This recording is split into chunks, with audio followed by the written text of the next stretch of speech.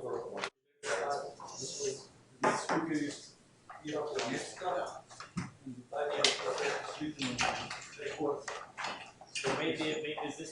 you everyone for the introduction.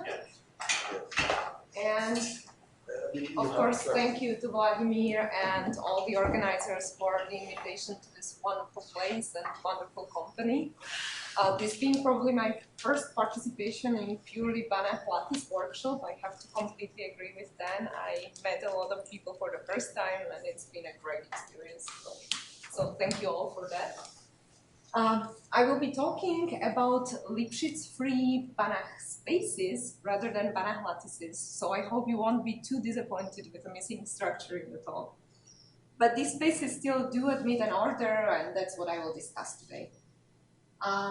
The results that will appear mainly in the second half of the talk will be based on joint work with my colleagues Ramon Aliaga from Valencia and Richard Smith from Dublin.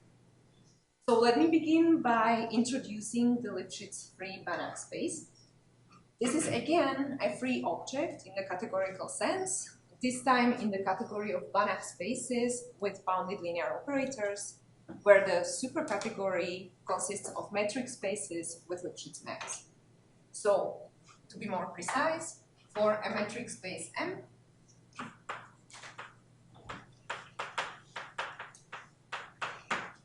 with some fixed point that I will call base point or origin in M, the Lipschitz-free space over M, denoted by Fm, is the linearly isometrically unique Banach space such that the metric space M embeds isometrically, so it's an isometry, onto a linearly dense subset of this Banach space, and such that any Lipschitz map into a Banach space, so X Banach, L Lipschitz, that moreover preserves the origin, extends to a bounded linear operator from the Lipschitz-free space to X with the same Lipschitz constant. So there exists a bounded linear operator whose norm is the same as the Lipschitz constant of the mapping L. And when I say extends, what I mean is that this diagram commutes. That is, that L hat composed with delta is the same as L. So these are Lipschitz-free Banach spaces. And before showing you a construction, and so proving that they actually really exist for any metric space, let me motivate their study by showing some applications. So the first application would be in, so maybe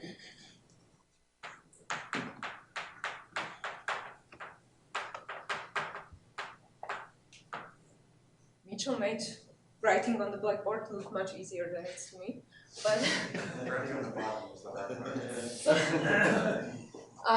okay, so the first application would be in nonlinear functional analysis for studying the metric geometry of Banach spaces.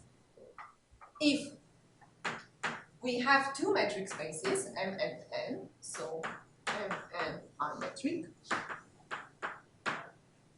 and if we consider them as subsets of the respective Lipschitz-free spaces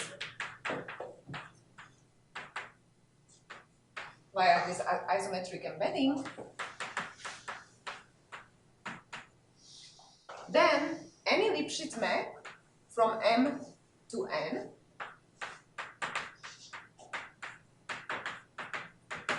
that preserves the base point again extends to a bounded linear operator between the corresponding Lipschitz-free spaces. So there exists L bar linear that, well, extends and also preserves the Lipschitz constant, right? So there exists a linear operator between the Banach spaces that has the same norm as the Lipschitz constant of mapping L, and when I say extend, again I mean that the diagram commutes. So that means that delta m known first L composed with delta m is the same as delta m composed with L bar. This is immediate from the universal property. If we just, if it helps us, we can just redraw the diagram into triangular shape. Then here I have a Lipschitz map from M to a Banach space, and the L bar then can be defined as L composed with delta m hat from the universal property. And so in particular, if, for example, these metric spaces are by Lipschitz isomorphic, I mean that there exists a bijection that is Lipschitz and its inverse is also Lipschitz, then the corresponding Lipschitz-free spaces are linearly isomorphic. So this sort of linearization of Lipschitz maps transfers metric structures into linear setting. And if, in particular, for our metric spaces M and N, we consider two Banach spaces, then this suggests that the Lipschitz-free spaces could be a helpful tool for studying the Lipschitz isomorphism classes of Banach spaces, or for studying which linear properties of Banach spaces are determined purely by their metric. And the first examples of such applications, the first and so far the most significant and unmatched ones, were provided by Godefroy and Carlton.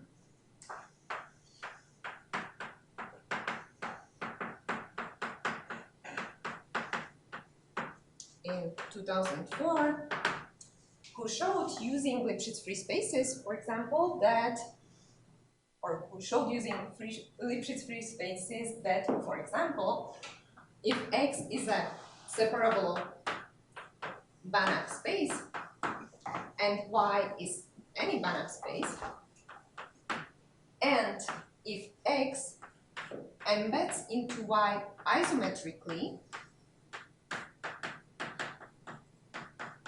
as a subset, not linearly, just as a subset, then it already has to embed to Y linearly isometrically as a subspace.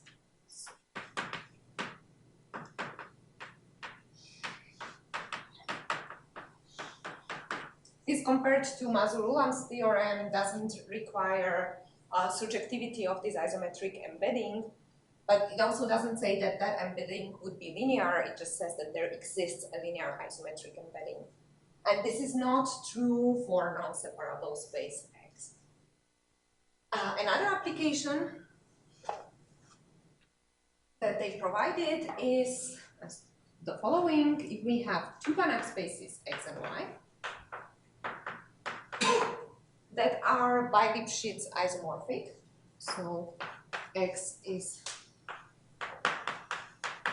by Lipschitz isomorphic to Y, and if, continue here, if X has the bounded approximation property, then also Y has the bounded approximation property. So this is an example of a linear property that is stable under by Lipschitz isomorphisms. So it's actually a metric property in this sense. And one of the main open questions in this direction is to determine for which Banach spaces the Lipschitz isomorphism classes correspond to linear isomorphism classes. This is known to be true for C0, but it is not known, for example, for little L1. And a positive answer would follow if one were able to answer the following open question in Lipschitz-free Banach spaces, and that is whether the free space over L1 complemented whether the free space over L1 is complemented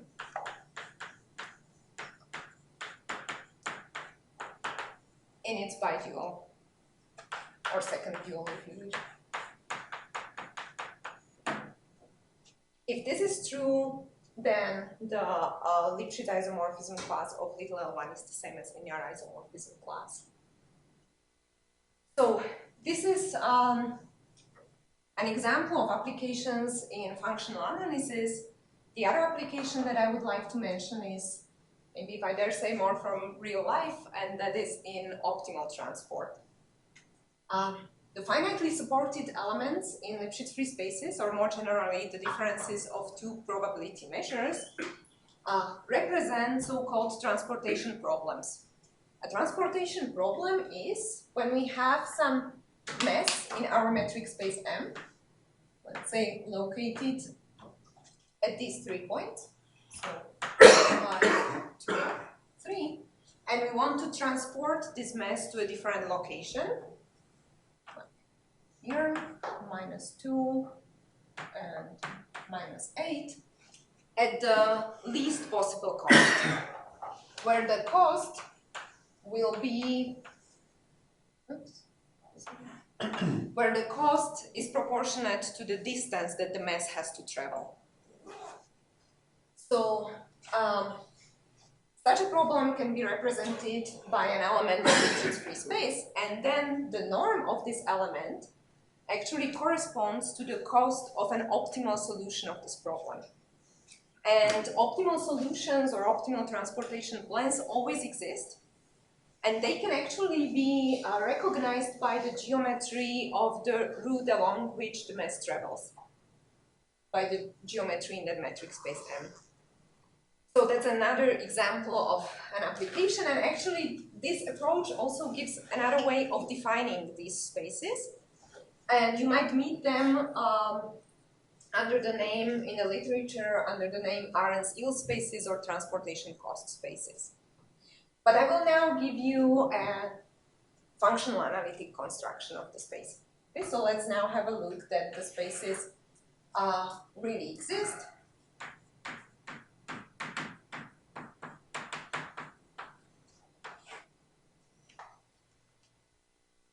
So let's fix a complete metric space M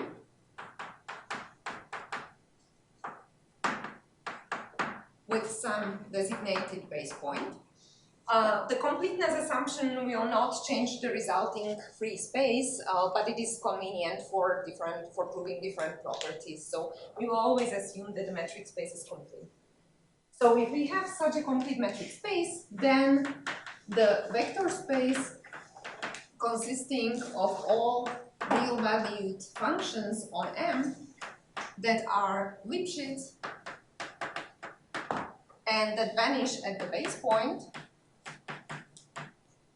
with the norm given by the least Lipschitz constant, that is, with the norm of such a function given as supremum of fp minus fq over dpq, where these are, pq are two distinct points in my metric space. So that this normed space is actually a Banach space, and I will call it the Lipschitz space, or Lipschitz algebra if you wish, because it also has algebraic structure, but I will not go into that.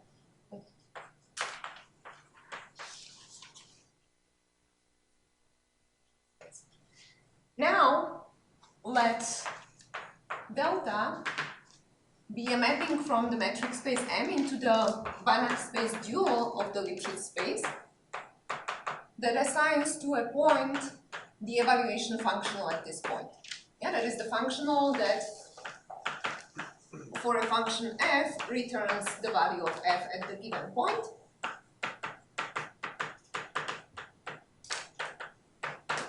Then this mapping is an isometric embedding of the metric space M into the dual of the Lipschitz space. To see that it is an isometry,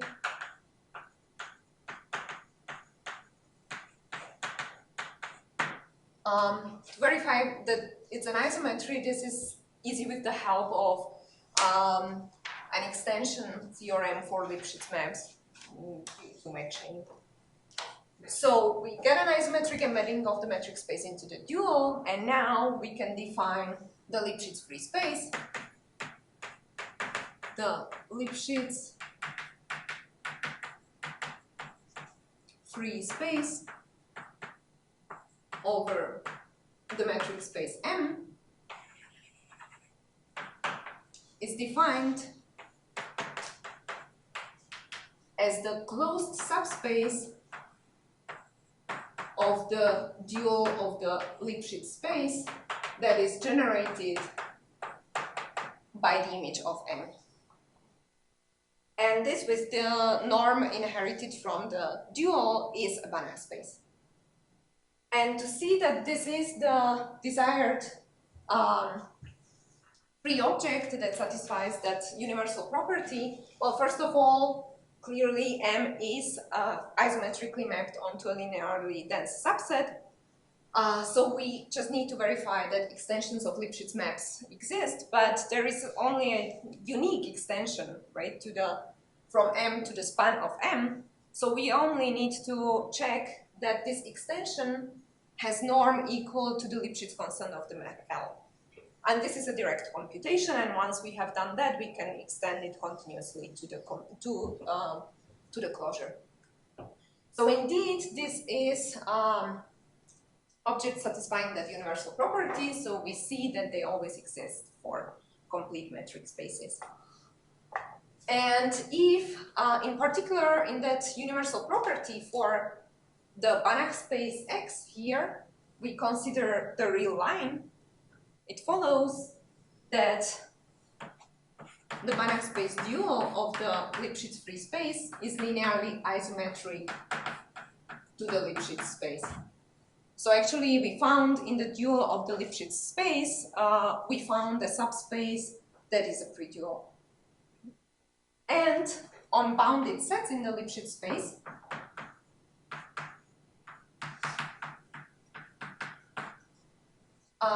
the topology, the weak topology induced by this duality, so the weak star topology with respect to the free space being the pre-dual, agrees with the topology of pointwise convergence of functions.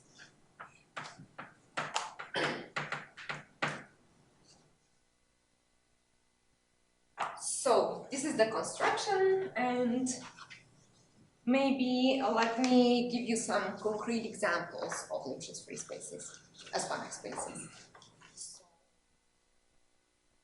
Excuse me, where in the construction do you need the completeness of the metric space? You don't need the completeness for the construction. I assume it for some later arguments, but you don't need it in the construction.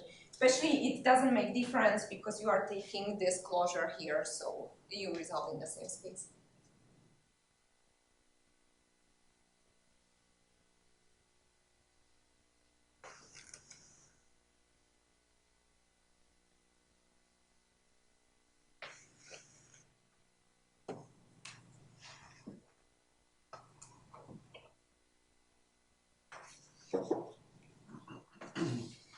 So, examples.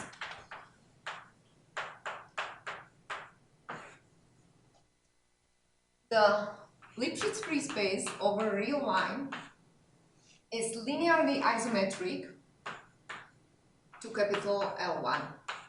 This can be seen through this isometry to the evaluation functional at point x. We assign the characteristic function of the interval 0x up to a sign depending on whether x lies in the positive or the negative half of the real line.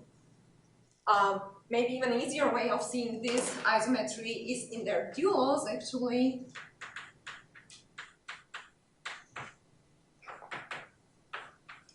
Where to a Lipschitz function we assign its derivative that exists almost everywhere.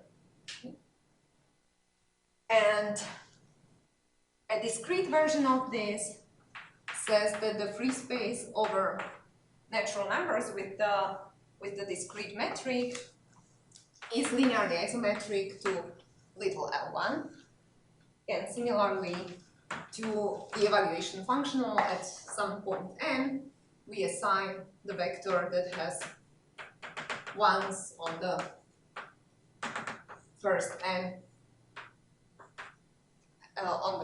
coordinates and then zeros. And in fact, free space over any subset of real line can be described through L1. The free space over M, if M is a subset of real line, is always just an L1 sum of capital and possibly capital and little L1, where the this part corresponds to the part of the metric space M that has positive length measure, and the dimension of little L1 depends on the number of connected components in M. Right? So if it is discrete like here, we don't have the capital L1 part. If it is a connected space, then we don't have this discrete part. So this is true for subsets of R, but then the situation becomes more complicated in higher dimensions. The free spaces over finite dimensional Banach spaces have been identified with the quotients of L1 spaces of vector valued functions. But it is, for example, not known. So let me mention another very classical and hard question in this realm, and that is whether the free space over Rn might be isomorphic. I keep using these symbols, maybe I should fix it somewhere. I will use this for isometry. I would use this for linear isometry. I have been, so I use this for by Lipschitz isomorphism,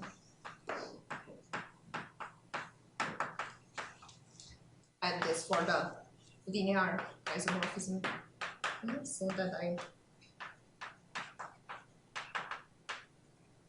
I don't confuse you if I forget to mention this.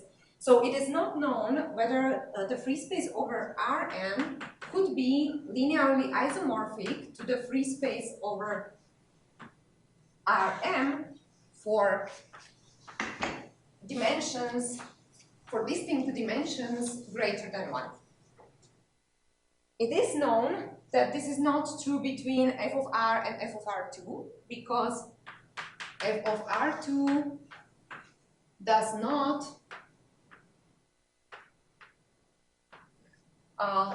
isomorphically embed into capital 1. This is a result due to Nauer and Schechtman that comes from an argument originally by Kisliakov. So we see that these two are not isomorphic, but it is not known for higher dimensions. And in general, very little is known, at least to me, about what an isomorphism between free spaces imposes on the generating metric spaces. And there are, with time, maybe let me just mention there are examples of Banach spaces that are not by Lipschitz isomorphic, whose free spaces are isomorphic, that is f over C0 with f over C0 1. And if we don't insist on Banach spaces, just metric spaces, the metric spaces don't even have to be homeomorphic for the free spaces to be linearly isomorphic. For example, the free space over the ball of a finite dimensional Banach space is isomorphic to the free space over the whole Banach space. So here we have a compact metric space, and here we have a whole Banach space. Okay? So they don't even have to be homomorphic. Okay, so this was like a brief introduction to the topic, and now I would like to get to the order.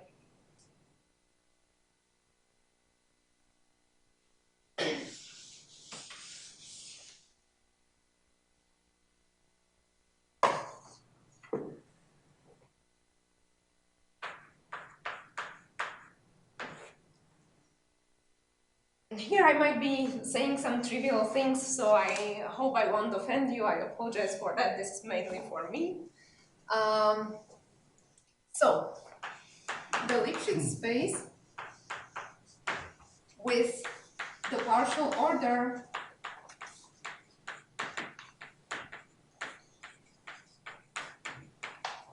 given by pointwise comparing functions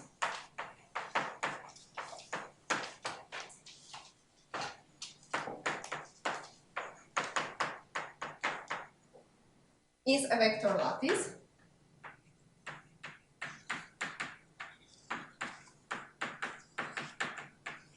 because the Lipschitz constant of the supremum of a family of Lipschitz functions or of their infimum is bounded by the supremum of the Lipschitz constant.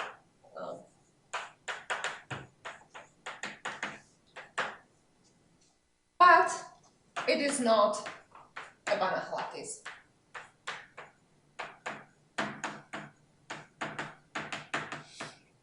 Yeah, this is easy to find two positive functions, one of which is pointwise smaller, but somewhere has a bigger slope and therefore a higher Lipschitz norm. And actually this function that I drew here that gives us the distance of a point from the base point, this is the greatest element of the unit ball in the Lipschitz space.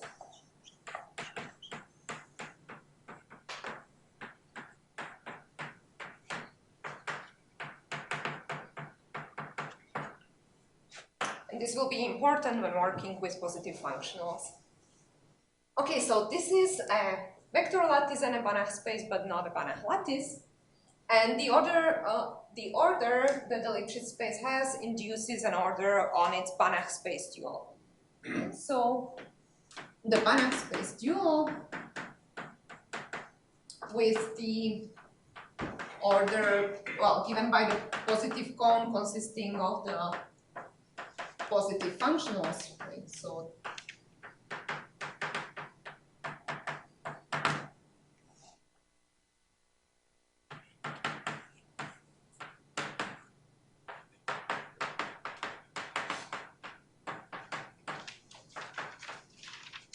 then this is an ordered vector space.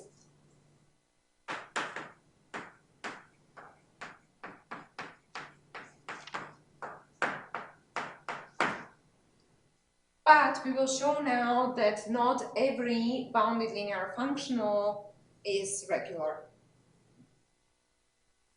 See that?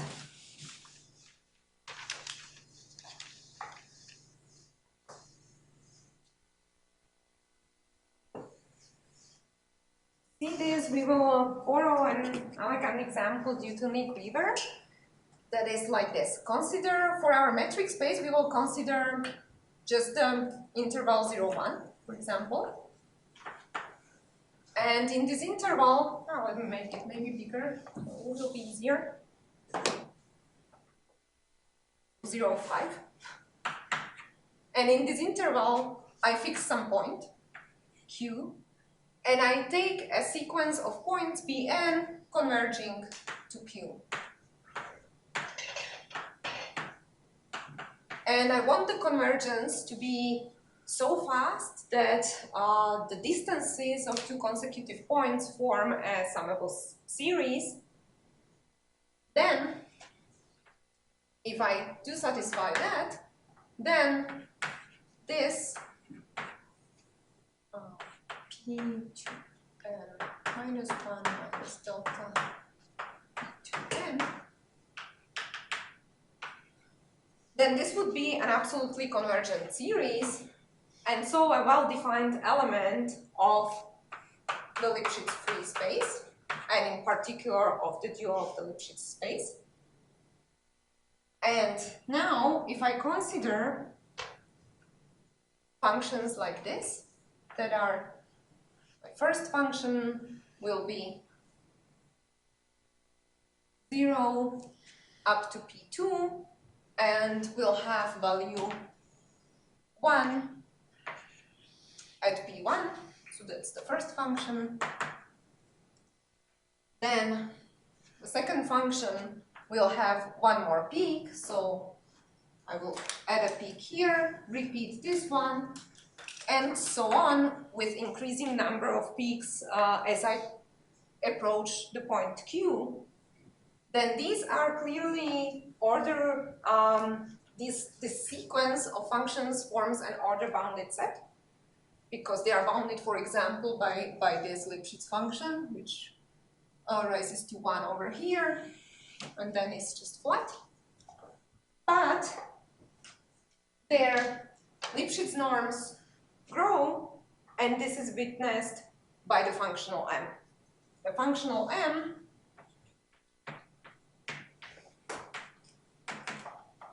returns for function fn the number of peaks, right? It counts the number of peaks. So this gives me n. That means that this functional is not order-bounded. So I write it, fn is order-bounded, but m is not bounded. So m is not regular.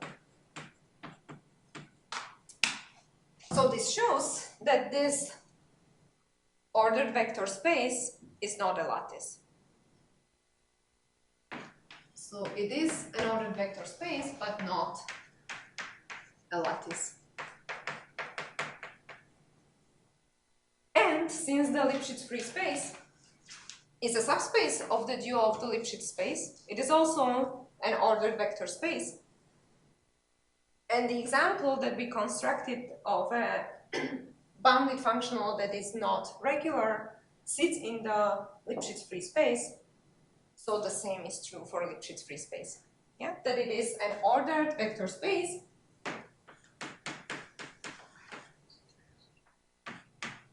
but not a lattice.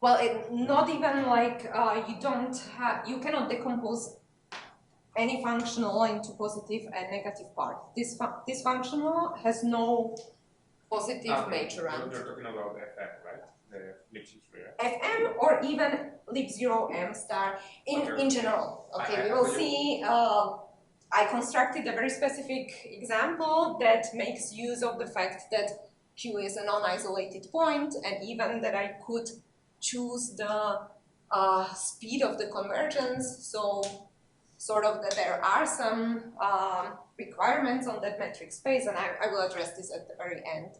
But in general, we can say that the dual of the Lipschitz space is not a lattice with this order. Mm-hmm. I'm sorry.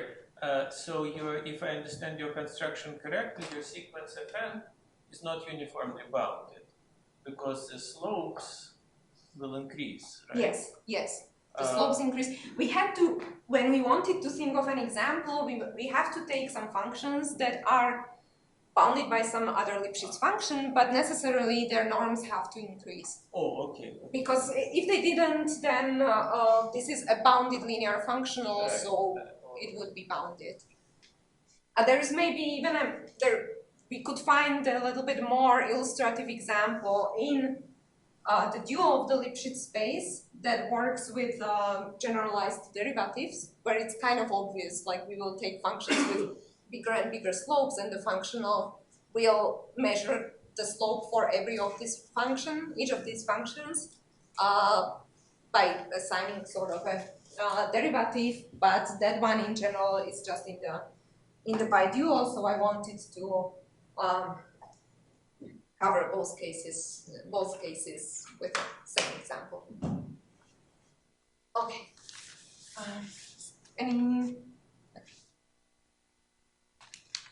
This doesn't exclude the case that there could be other order for which you could have. Yes, this I don't know, but yeah, it only says that for this order it is not a lattice. Yeah. Well, I guess if you identify this capital one, then there Right, is an order. yeah. But But I the think question is that the only possibility? No, this is very particular to this order that we are considering. Okay, on the other hand, if T is a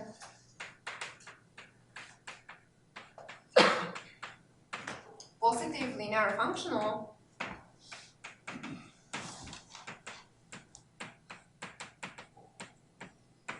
then T has to be necessarily norm-bounded.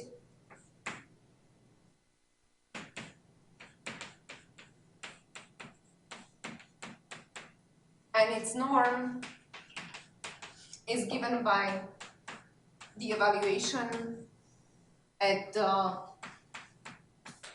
distance from zero function. This is because it was the greatest element of the unit ball. So all positive linear functionals are norm-bounded, and we can compute their norm very easily. Okay, so let me now describe the ordered dual by giving some more concrete representation to the bounded positive linear functionals. So let's first see some examples. For instance, a positive linear combination of evaluation functionals is clearly a positive functional on the Lipschitz space. And it actually can be seen as a measure, like as given by integrating the Lipschitz function with respect to, I didn't leave enough space, with respect to the corresponding linear combination of Dirac measures, right? This is trivial observation, but it gives us some first intuition. As a non-discrete example, let's consider, for example, the Lebesgue measure on interval 0, 1, right? The Lebesgue measure on interval 0, 1, and the functional that integrates Lipschitz functions with respect to this measure. Then this as well is a positive linear functional on the Lipschitz space. So maybe measures are good candidates for representing positive linear functionals on Lipschitz spaces. But what measures and on what measure space? So consider now M to be bounded, that is having finite diameter, and let X be some compactification of M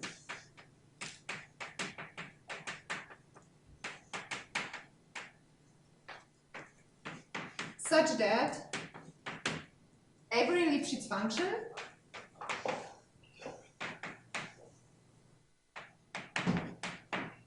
extends continuously from M to X.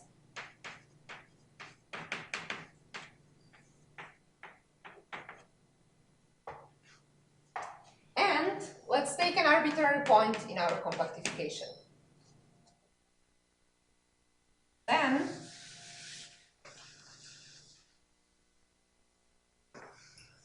the functional that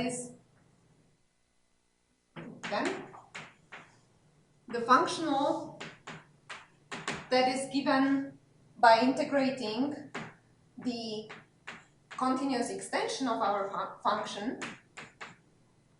with respect to the Dirac measure at this point is also a positive linear functional. So if we want to accommodate for this case, we need to consider some compactification of the metric space such that all Lipschitz functions continuously extend to this compactification. On the other hand, okay, let's think of this metric space. Let M be, maybe I will use colors here. Can you see the blue one? That's hard to see. Okay.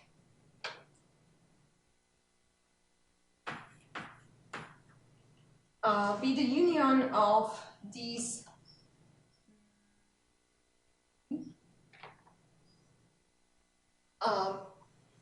the canonical basis and its slight modification in, let's say, C0, but it doesn't really matter. And I should also include the base point, right? So then this is a complete metric space. So it looks somehow like this. I'm taking pairs of points that get closer and closer to each other within the pair, but that don't have a limit in the metric space, so that it's a complete metric space. Then, if I consider a point X in the closure of this orange set, in, for example, Stonecheck compactification of M, which is an example of a compactification where Lipschitz functions would extend continuously, and I consider another point Y in the closure of the green part, then these two are distinct points in the Stonecheck compactification because they can be separated by a continuous function. Yeah, the orange and the green sets are closed. So X is different from Y as a point, but the positive functional that they induce in the previous sense is the same on the Lipschitz functions, right? So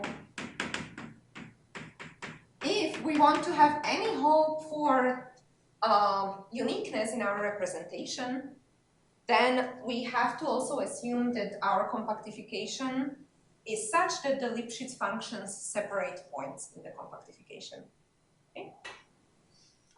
So in that sense, the Stonecheck compactification is a bit too big.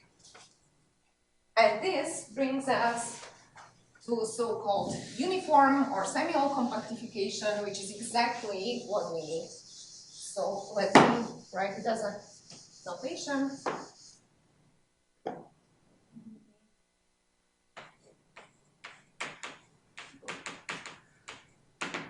By mu, I will denote the uniform compactification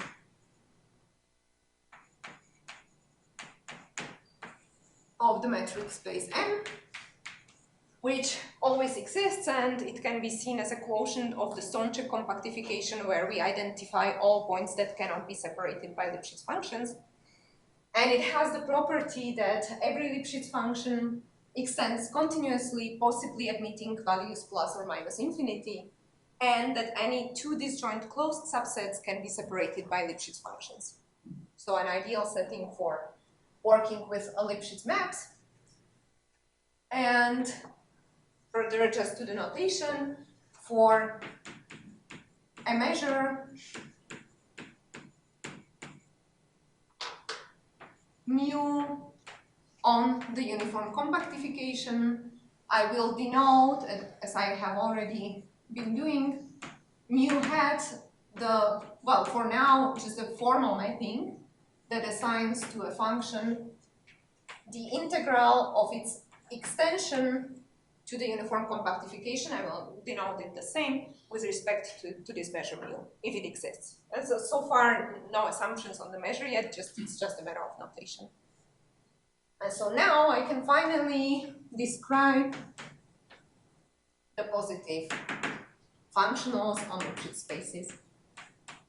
So the positive functionals on Lipschitz spaces are functionals that are induced in this sense by positive sigma finite Borel inner regular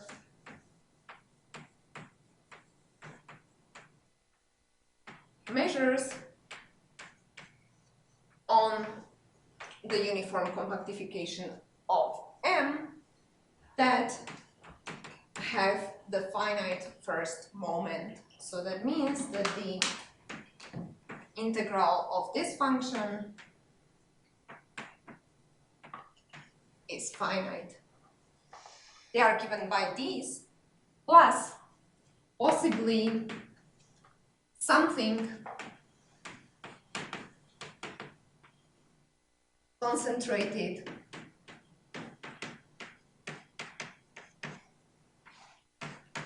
at 0 and or at infinity.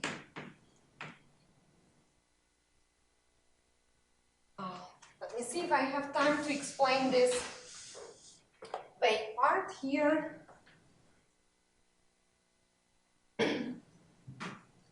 Am I mentioning? So what happens with this is that we might have some positive functionals that sit at the base point or somewhere in the compactification at points that are at distance infinity from the base point, and those cannot be given by measures. Because if they were given by a measure at the base point, that means it would have to be a multiple of the Dirac measure at the base point, but every Lipschitz function is 0 there. So the integration would be 0. And so if they are non-zero, this would be a contradiction. On the other hand, if they are concentrated somewhere at the infinity, then again, it would have to be a measure sitting at infinity, but then this would be violated. Yeah? So those that sit at 0 or at infinity and are positive and are bounded and non-zero cannot be given by measures. Let me show just an example. What could it be actually? So let's have a non-isolated base point in my metric space, and let's take any sequence that converges to this base point, anything. Then the sequence of normalized evaluation functionals. So these have norm 1. So the sequence of normalized evaluation functionals, since it is sitting in this weak star compact set, would possibly, after taking a subnet, have a weak star limit point. Yeah, so if I possibly take some subnet, then this converges weak star to some other functional in here. And this functional is clearly positive as a limit of positive ones. And it's non-zero because the evaluation of the distance from the base point function is always 1. Yeah, so this one is 1. So that one cannot be given by a measure. It would have to be concentrated at the base point. So that's an example, and we can do a similar example, basically exactly the same construction for infinity, but this time we will consider a sequence. Okay, I'm squeezing it in really badly. So this time I would consider an unbounded sequence of points. Right? And I would look at a limit somewhere here in the uniform compactification and take the same type of functional. Okay, so this is about this part plus maybe something at 0 or infinity. But if our functional is such that its action on a Lipschitz function depends only on the values of the Lipschitz function on annuli, then that means that it sort of avoids 0 and infinity. These pathological cases don't happen. Then this one is induced by a measure. And this actually follows from the fact that if we do restrict our functional only to an annulus, then it can be, and it's a positive functional, then it can be approximated by positive linear combinations of evaluation functionals that are bounded not only in Lipschitz norm, but that are also bounded as measures in total variation. And so we can take a weak star limit in the measure space, and this would be our representing measure up to some limiting procedure. And so that's where the identification comes from. And now this identification, and moreover, it is one-to-one. So a representing measure of this form has to be unique. This follows from the fact that actually their supports agree. So such a representation is unique. And it is also convenient for recognizing the weak star continuous functionals. So let me state that.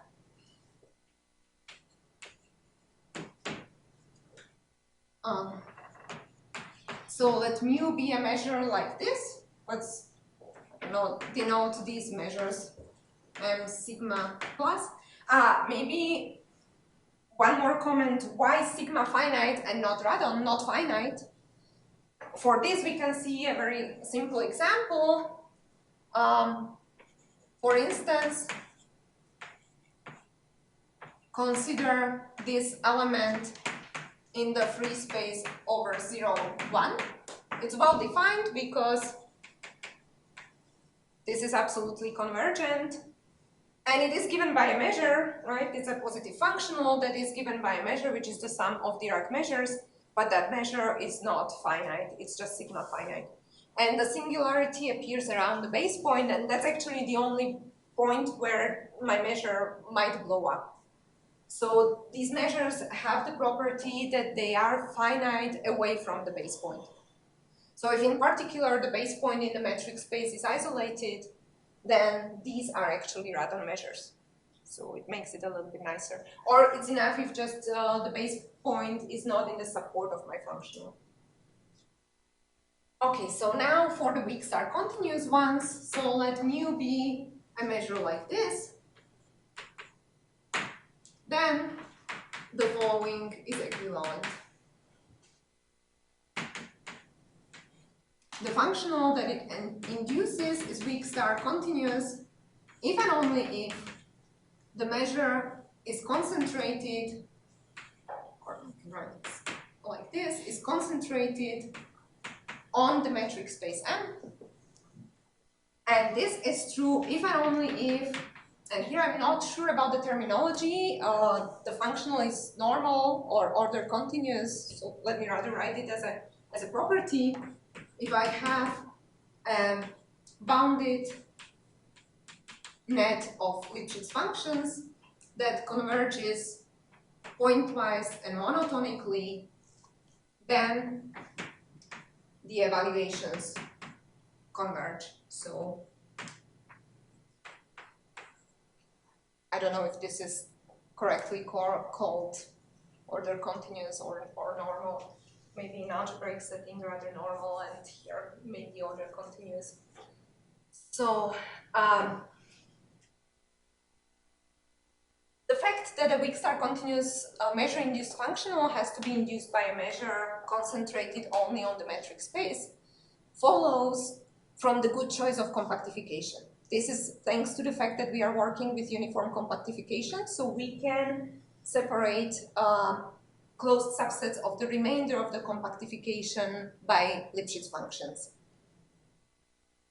The fact that such a functional is normal, that follows from, since my measure is irregular, it is concentrated on its support.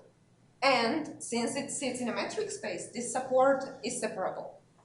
So I can consider separable setting, but then here I can replace nets with sequences, and this just follows from the monotone convergence theorem, right, if it's induced by measure.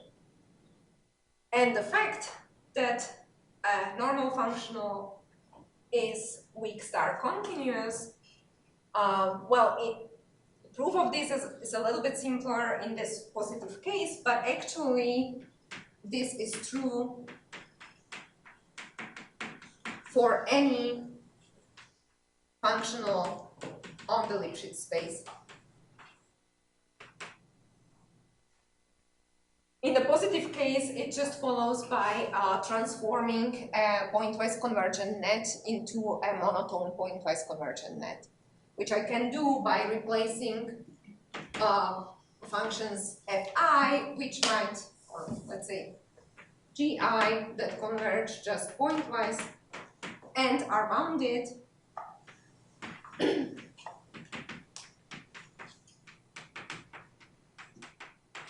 I transform them into a monotonically convergent net by just considering the suprema of these functions for j greater than I, sort of like this. In a non-positive case, this requires a little bit more technicalities. So this is how we recognize the positive ones, and as a final comment, let me just state for which metric spaces actually the order dual agrees with the Banach space dual. So that is for which metric spaces all functionals are regular.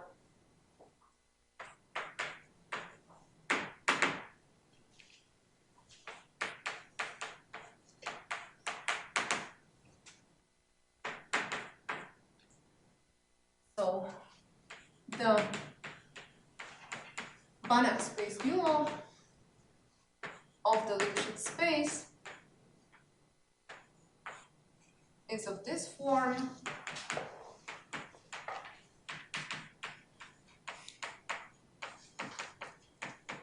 If and only if the Lipschitz-free space is of this form. So if and only if every weak star continuous functional is regular, and not only that, but its positive and negative part belong to Lipschitz-free space again.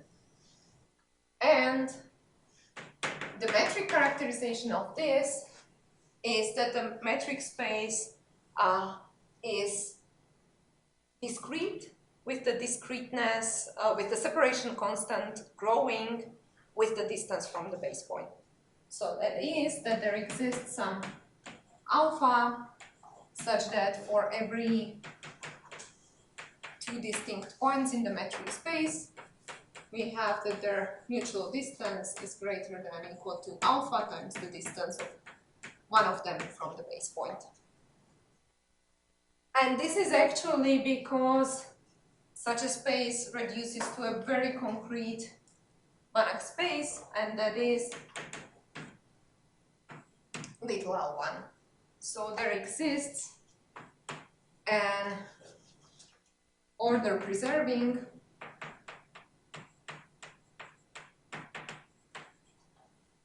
linear isomorphism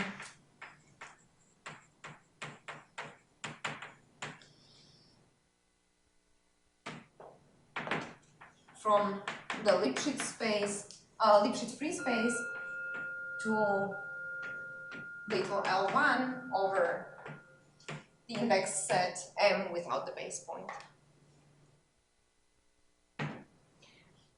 And this is all I wanted to say, so thank you for your attention.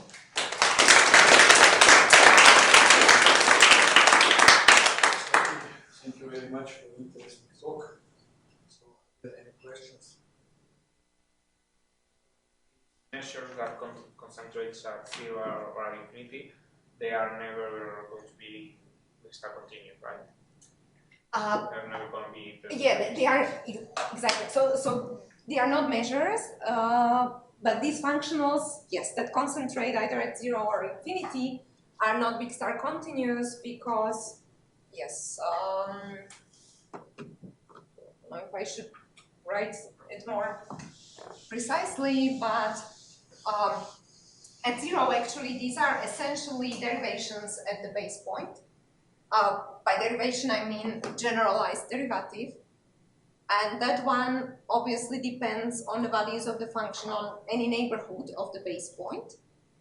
But every function could be pointwise approximated by flattening it at this base point. And so the derivative would be 0, even though its evaluation is non-zero. So yes, they are not big star continuous. How dependent is your construction on your choice of base point in M?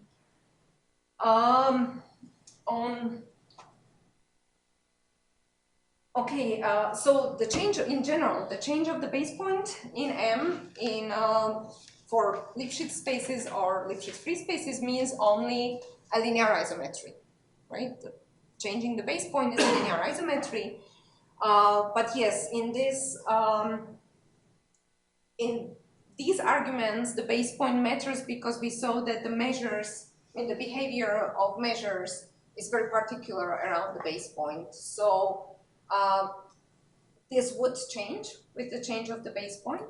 But actually there is I didn't mention that, but I could add another characterization to this, which works with measure representations that are on a different measure space and that are by principle independent of the choice of the base point.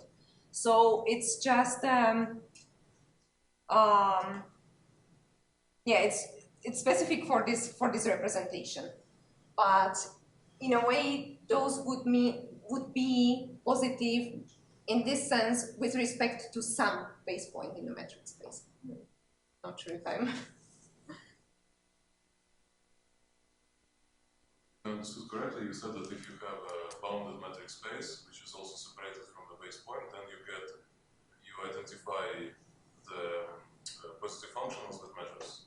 Exactly. So, but then measures, they do form a lattice, right? So, does it follow that in that case, order dual is actually a Pernecka lattice, or at least a vector lattice? So you mean with the order that we take from the measures, right? This should, well, in this representation, unfortunately, there is no relation between the norms of the element of the free space and the representing measure. So, in sense of norms, I guess this could get ruined, right? The norm that comes from the measures would be more like the supremum norm. So this is probably what I see as a hiccup, but I'm not sure. Again, I maybe would like to mention the other representation. If I may, just a minute, I would write it down because this one is actually quite convenient also for such questions. I didn't want to enter there, but a functional in Fm, for a functional in Fm, we have that it is regular, I'm plus minus and minus, so in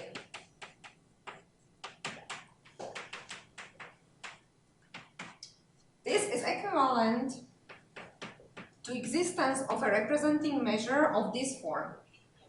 A measure that acts on the Lipschitz function by integrating its incremental quotient